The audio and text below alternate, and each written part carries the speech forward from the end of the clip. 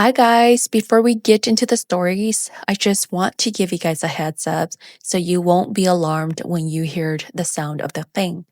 Please rest assured it's not the funeral thing sound, okay? The song I use is not tied to anything spiritual, so nên chỉ thôi chính thống nên họ nữa. If you like the stories, please don't forget to like, comment, and subscribe, okay? Thank you. Story 1. Okay, guys, here we go. Buckle up. It's gonna be a 4 hours drive. Cho cú sắp tây rừng go à? Yeah, care less, baby. Yeah. We back with another hit. And we gon' do it like. Nah, y'all already know how we do it. It's that hood love. We all hear about the horror stories in Fresno, but the funeral homes, those are the worst. It all began on the road to Fresno. My siblings and I had a 4-hour drive ahead of us, heading straight into the heart of Fresno for one of our relatives' funeral. By the time we rolled into the city, the sky was already a deep shade of navy, and the sunset had slipped below the horizon long ago. The street lights buzzed faintly. I wasn't familiar with the roads, so I had to depend completely on my GPS. I was so excited when I saw that we're only 5 minutes away. After hours of driving, I thought, finally, we're almost there. But that relief didn't last, because no matter how closely I followed the directions, the minutes on my GPS wouldn't change. 5 minutes, always 5 minutes. We turned left, right, backtracked, looped around the blocks, but the number never dropped. It was as if the funeral home was dangling just out of reach, taunting us. At first, I thought maybe I had entered the wrong address, but the pin was correct. The GPS even showed us circling right where it should have been, yet nothing appeared. My siblings grew restless, and I tried to laugh it off, but unease prickled at the back of my neck, because I think I know what's going on here. In Hmong, there's a word for this kind of experience. It's what we call mong. It's when something spiritual blocks your way, clouding your vision, trapping you in a cycle of confusion so you can't find your destination. I didn't want to admit it out loud, but deep down I knew that's exactly what was happening to us. The car grew tense. My sister whispered, "Why does it feel like we're going circles?" That liquor store, we already passed it 3 times already. "Shh! Let me just try to concentrate. You guys are making me frustrated." I tried not to show it, but my hands were shaking on the wheel. We must have driven around that block 10, maybe 15 minutes. The GPS arrow spun uselessly, always pointing to the same place. The air inside our car felt heavier, almost suffocating, and my siblings had fallen completely silent. I started to wonder, what if we never find it? And then, just as suddenly as it began, there it was, the funeral home, sitting right in front of us, as if it had been there all along, plain as day and impossible to miss.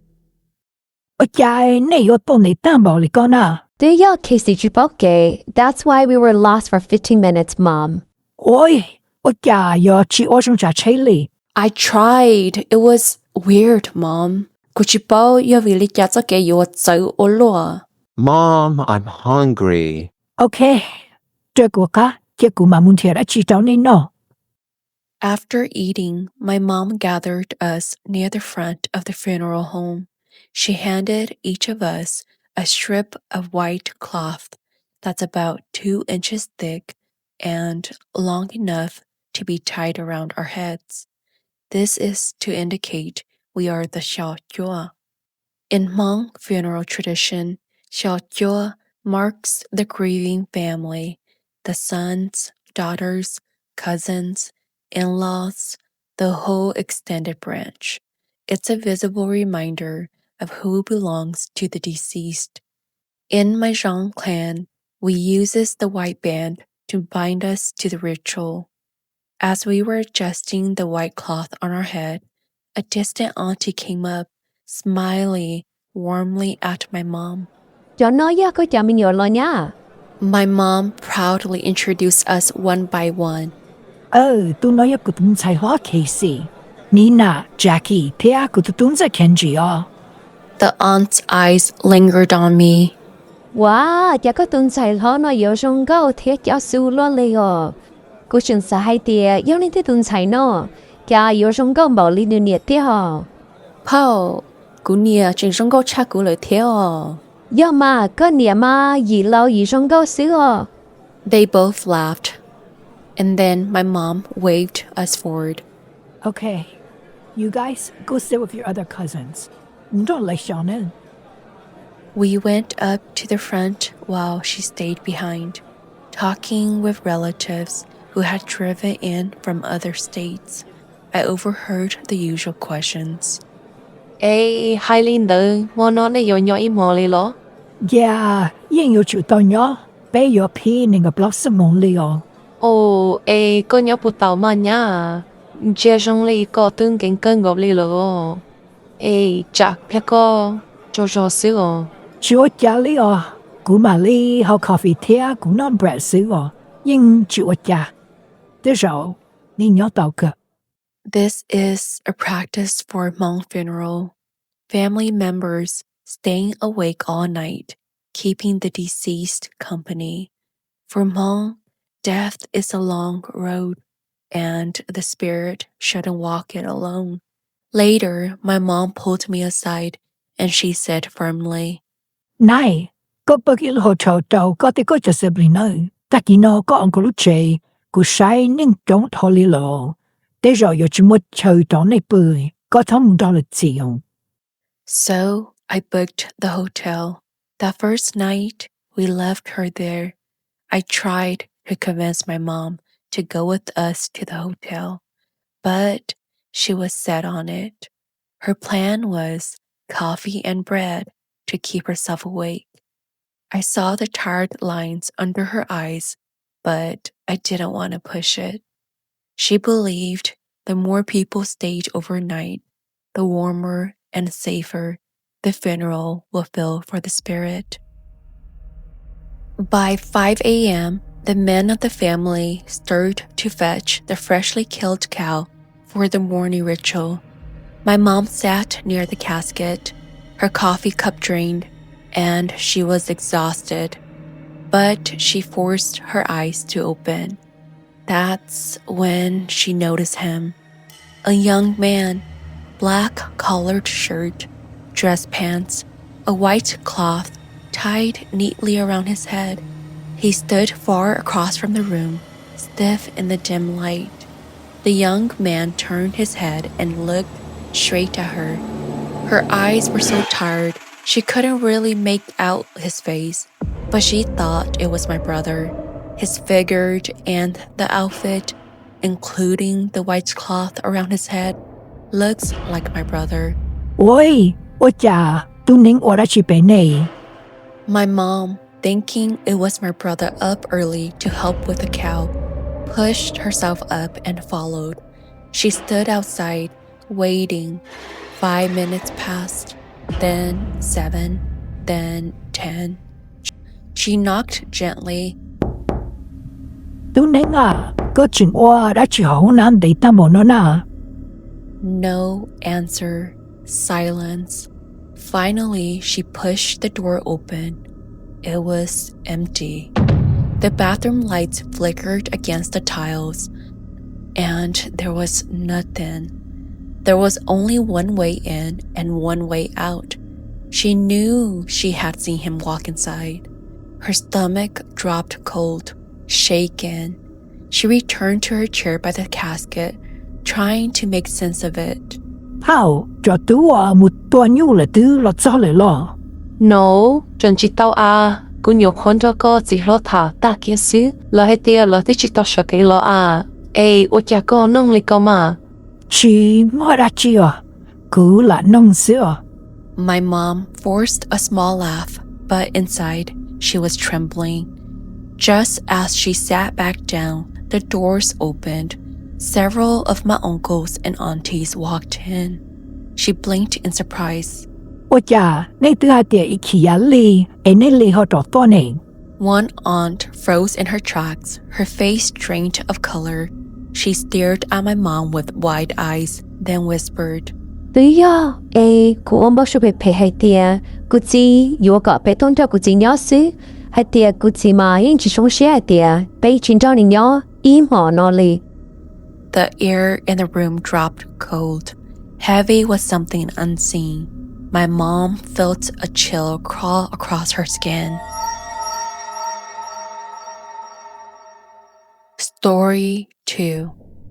This happened when I was around 8 or 9 years old. My uncle had passed away suddenly, leaving my poor young aunt, a widow in her mid-20s. It was devastating, too cruel for a young mother to endure. For those who don't know, Hmong funerals often last 2 to 3 days, sometimes even stretching to 4. Families stay awake, watching over the body, following every ritual so that the deceased can journey safely to the afterlife. My aunt wanted to stay by her husband's side until his final burial, but tragedy has its own way of deciding who endures what. None of the children were allowed at the funeral for the first few days. Hmong elders believe that if a child trips or falls at a funeral, their spirit might get trapped or even follow home by the dead. So my cousins, even though they wanted to see their dad one last time, were forced to stay home until the final day. I still remember the night before the funeral. My aunt sat in the corner, her eyes swollen from crying. I was only a child then, but seeing her break like this tore me into pieces. I reached up, wiped her tears, and whispered, Pao, có chị sao quá, cô mà li lúc có. The next morning, before the sun even rose, my parents, aunt, and relatives left at 4 a.m. to begin the ceremony. The house was quiet, except for the hushed voices of children. My oldest cousin, only 15, was put in charge of watching all of us. We were told not to go outside, not to play too loudly, and most importantly, not to ask questions. Evening came and we sat around the small house, when suddenly the door creaked open. My dad stepped in, his face grave. Behind him, my aunt followed him, but something was terribly wrong. Her skin was pale, almost gray. My dad told us quietly, almost like he didn't want anyone else to hear. Auntie doesn't feel well. She's gonna be staying home for the rest of the funeral. At the time, I didn't understand. None of us did. But years later, that memory came back to me, sharp and disturbing. I asked my dad what really happened that day, because it never made sense. He sighed, his face clouded, then he told me the truth. Thằng đâu có phao qua lưỡi qua xứ nữa mà tua trở có ông có sát tệ. Như cô nhớ lên nhớ thia nhưng chỉ cả cho có ông có sát tệ li kê nữa hay tìa. Do nữ nó ý đã chưa thật sợ li có ông có chỉ li muốn sát tệ nhé. Kê có phao trên ít pro. nữ mà cứ đỏ lên đỏ bấy cho được tiếng ta lì. Tuy yếu hay tìa chẳng hông sống cân ngầu lì cũng mỗi tu chỉ nính đó bên nhóm đã luôn định. Nữ tia lì lọt tổ kia có phao sát tệ. Nữ mô kê cho hoa lìa khi kia có phao kê. Nữ có hay đó bé tìa có phao chạy thầu lì lộ. Ia tìa có phao xin đó bên nhóm gì muốn chê có phao yên yếu chỉ đi. Hệ có phao chủ tao lọt chạy chỉ bù có phao mù còn luôn định là lì lợi. Luckily, the shaman was able to help her. That was when my aunt was sent home, unable to see her husband through his final day. She had wanted to be with him until the end, but instead, she had to touch death itself, and death almost took her too. Years passed by. Slowly, painfully, my aunt tried to rebuild her life. She was still young, barely in her 30s, when she finally allowed herself to date again. The family whispered, some with support, some with disapproval, but everyone agreed she deserved to be happy again. One evening, her new boyfriend came to stay the night. The house was quiet after a long day, but that night, something terrifying returned. My aunt had a dream. At first, it felt like any ordinary dream, until she heard it. A faint, ruffling noise coming from the kitchen, as though someone was plucking feathers. The sound was wet, almost alive. And then she got up. The noise was gone. She woke up and walked through the dark hallway, her heart pounding as she approached the kitchen doorway. When she peeked inside, her breath froze. There, at the wooden table, sat her deceased husband. His face was pale, lifeless, but his hands moved with dreadful precision. He was eating, tearing apart a freshly killed chicken with his bare hands. My aunt stood frozen in the doorway, her body trembling as she whispered, "Chị tao có tứ tô lửa." But he didn't answer. He only kept eating, his eyes never lifting, as if the act itself was the message. My aunt woke up screaming, drenched in sweat. Her boyfriend, startled, tried to calm her, but she couldn't shake off the image. Her husband, dead, yet still consuming, like he was trying to warn her or claim her back. In our Hmong culture, a dream like this is not ordinary. When the dead appear eating a chicken inside your home, it is considered one of the darkest omens. Chickens are sacred and ritual offerings. They are used to feed spirits, to carry messages, and to cleanse illness. To see a deceased loved one eating a chicken in your dream can mean many things. An omen of death or grave illness soon to come. A spiritual attack, as though someone has sent demonic food against you.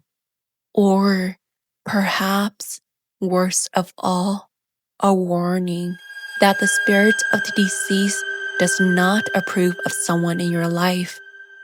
That danger lurks in the form of betrayal or harm. Story 3.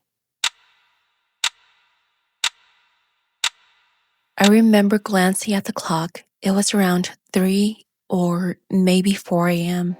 It was a long day at the funeral. By then, most of the important guests had already left, and only the immediate family remained behind.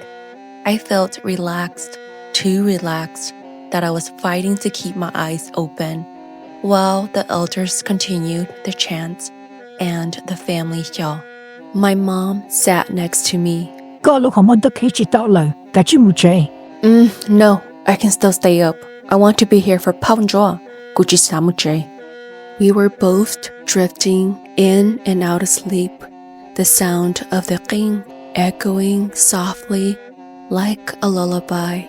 The elder explained the sound of this qing was a message to the children and a blessing. I told my mom I was going to the bathroom, but truthfully, it was just an excuse.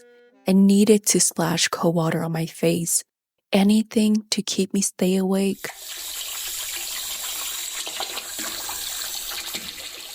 As I walked out of the restroom after washing my face, the resting room next to it caught my eyes.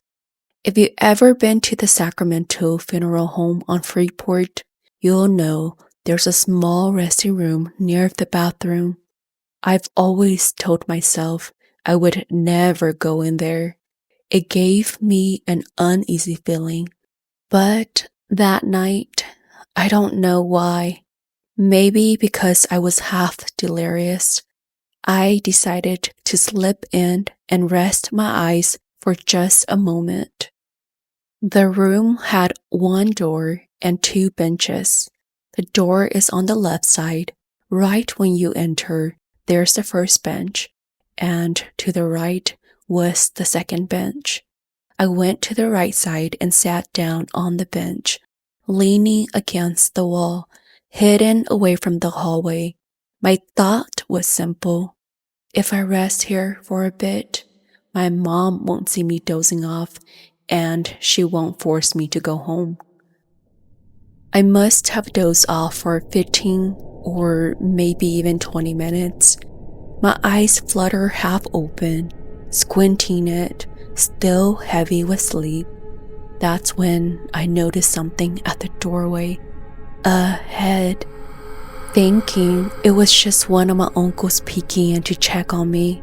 I see the outline of the face, but only from the nose up. It was bald-headed, narrow eyes. Immediately thinking to myself, oh, it's just Uncle T, because he's the only one who looks like that. I closed my eyes again, brushing it off. But then chills ran through me. My mind replayed the image, and something didn't add up. Uncle T isn't that tall. He's only 5'3", and Uncle T uses crutches. So how could he be standing that high, peeking from the top of the door frame? It was about 6 or even 7 feet tall. My heart was pounding. Something sent chills down my spine. That wasn't someone standing. The head, it was sideways. Only half of the face visible. No human could ever position their face like that, sideways. It wasn't looking through the door. The face was floating sideways. The realization hit me like ice water. I forced my eyes to open again, squinting to the light. The doorway was empty. Nothing was there. I shot up from the bench and walked back to the main hall where my mom sat. I walked as if nothing has happened because I didn't want to freak anyone out. My legs felt heavy, like the shadows wanted to keep me in that room. When I finally reached her, I glanced over towards the front where all the family saw. There was Uncle T, sitting with the family, his crutches leaning beside him.